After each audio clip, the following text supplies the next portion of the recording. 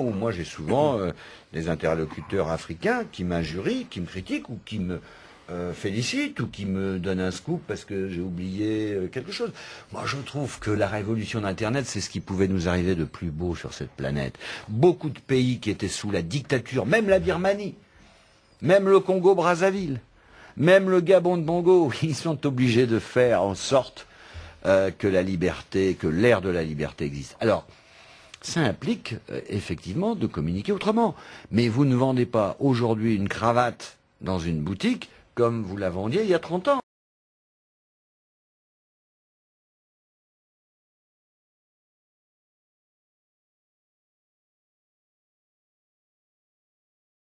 Jean-François Pape, dernière question de Jean Roland, qui vous parle du livre de Versave, qui avait écrit un bouquin qui s'appelait qui s'appelait Noir Silence. Il avait aussi écrit La France-Afrique.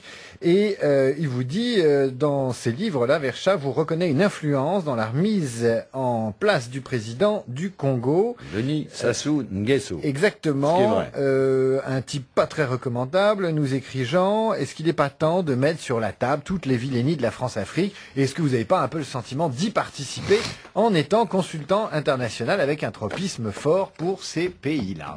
Moi, ce que je souhaite, c'est que beaucoup de Françaises et de Français aillent travailler en Afrique. Ce que je souhaite, c'est que nous soyons plus accueillants avec des étudiants et des travailleurs ressortissants d'Afrique noire. Et puisque c'était le 11 novembre avant-hier, c'était bien de parler de réconciliation franco-allemande et de donner la main et le cœur à Madame Merkel.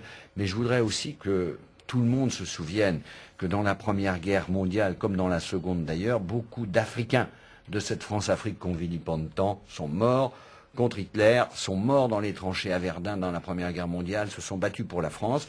Moi, j'ai beaucoup d'amis africaines et africains. Ça me fait rebondir sur votre question sur Madame Yad. Elle est un peu le symbole de ce qu'on doit être demain, c'est-à-dire, bien sûr, avoir une identité nationale, une carte d'identité nationale. Mais moi, j'ai quoi aujourd'hui ? J'ai un passeport européen. Ce que j'aimerais, c'est que demain, on crée ensemble avec le Sud une nouvelle civilisation afro-européenne, dans laquelle il y aura encore des couillonnades et des cagades, mais si on arrive à se tourner vers le progrès, c'est-à-dire l'alimentation, l'éducation et la santé et le développement durable, ça sera pas si mal. Alors que j'ai fait des bêtises, oui, j'ai eu tort de soutenir Sassou Nguesso, Sassou qui est un voyou. Malheureusement, il a été réélu le 12 juillet dernier par 15% des électeurs.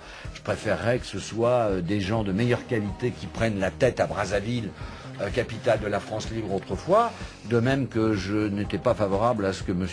Ali Ben Bongo, le fils de Omar Bongo décédé, lui succède. Mais ce qui m'a fait le plus de peine dans tout ça, vous savez ce que c'est ? Jean-François Pape, c'est le fait que Bongo a dû aller mourir en Espagne et sa femme au Maroc, parce qu'avec tout le pognon qu'ils ont dépensé pendant 40 années de richesse pétrolière, ils n'ont même pas été foutus à Libreville d'avoir un hôpital capable de soigner le chef de l'État, son épouse, et encore moins malheureusement le peuple. Donc battons-nous, même contre la France-Afrique d'autrefois, mais pour une Afro-Europe de demain, et c'est ça qui me motive beaucoup. Jean-François Pape, merci d'avoir été avec nous. Merci à ceux qui vous ont interrogé, Olivier Bost du service politique de France Info, Julien Martin de Rue 89 et Bénédicte Charles de Marianne2.fr. Parlons net, on se retrouve la semaine prochaine. Bénédicte, Olivier, Julien, mais je tiens à remercier particulièrement E-Biker, David Abiker, parce que je reconnais que le matin, il a donné à des personnes âgées, parce que je suis sexagénaire, le goût de l'Internet.